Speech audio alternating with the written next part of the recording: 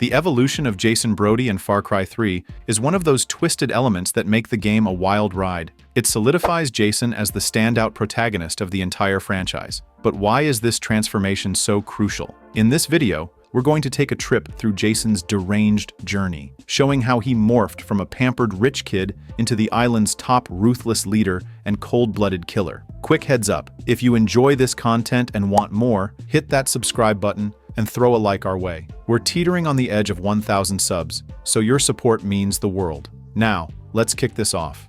At first glance, Jason Brody doesn't exactly scream hero. He's just another spoiled brat off to a picturesque island with his two brothers, Grant and Riley, and a bunch of friends, ready to soak up the sun and indulge in all the island's hedonistic pleasures. But paradise swiftly morphs into a hellish nightmare when Jason and his crew are snatched up by a gang of merciless pirates looking to sell them off or milk their families for ransom. This jarring shift from carefree tourist to desperate captive sets the stage for a transformation nobody saw coming. Vaas Montenegro, the island's resident psycho and pirate overlord, tries to break Jason and his older brother Grant with sheer terror.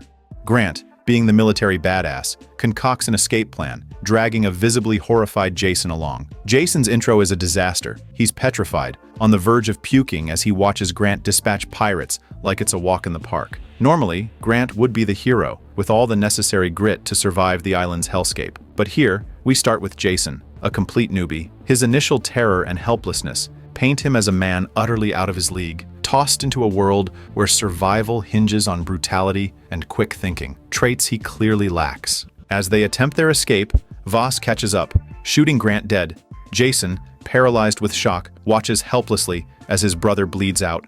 Vaas, in a cocky move, gives Jason a head start to flee, a mistake that will come back to haunt him. Jason's frantic escape, drenched in terror and adrenaline, culminates in his first kill, an act that both horrifies and disgusts him. But as the story unfolds, this initial revulsion morphs into something much darker. The death of his brother and the subsequent flight through the jungle serve as a brutal baptism by fire, setting him on a path of vengeance and survival that will entirely reshape him. This grim initiation into the island's violent reality marks the beginning of Jason's drastic shift from sheltered youth to hardened survivor. Jason's escape ends in unconsciousness by a riverbank, only to be rescued by the island's resistance fighters, who oppose Vaas and his tyranny. From this point, Dennis and the rebels start to brainwash Jason into their world, heralding him as a chosen warrior of the island. Initially, Jason's sole focus is rescuing his friends. However, the more he plunges into the island's chaotic battles, the more he starts to savor the rush of combat. The fear that once paralyzed him fades,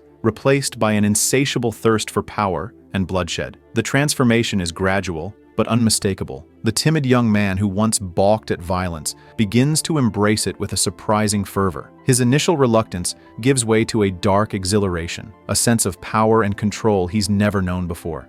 This metamorphosis isn't lost on his friends, who cower in fear and submission, unable to handle the island's relentless horrors. In stark contrast, Jason embraces the madness, roaring in triumph as he slaughters enemies with a newfound ferocity. The person we met at the game's outset is slowly overtaken by this bloodthirsty alter ego, one who revels in the chaos of the island. Jason's friends, who once looked to him for guidance and reassurance, now regard him with a mix of awe and fear. They see the change in him, the way his eyes light up with a dangerous glint during battle, the unsettling ease with which he now takes lives. You have all these weapons and you have all these weird tattoos.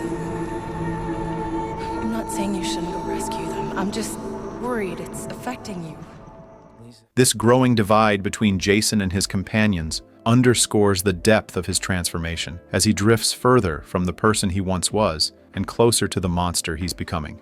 The game parallels Jason's descent into madness with Vaas's own insanity. Jason's drive for revenge, to avenge his brother's death by killing Vaas, is the catalyst for his transformation. This dynamic plays out in several magnetic encounters between the two, each one a testament to the inexorable pull of revenge and the blurring of lines between hero and villain. Jason starts to buy into the island's mystical lore, seeking purpose in its prophecies, a purpose bolstered by characters like Citra, who fan the flames of his burgeoning madness, pushing him deeper into the abyss, an abyss not unlike Vaas's. The line between Jason and Vaas becomes increasingly blurred, with both men driven by a dark, insatiable hunger for power and dominance. This mind game twists the story, showing just how close sanity is to madness, and hero to villain. Despite this, Jason remains ostensibly driven by the desire to save his friends, but it becomes increasingly clear that this is merely a pretext to continue his violent rampage. His hatred drives him, and as the story progresses,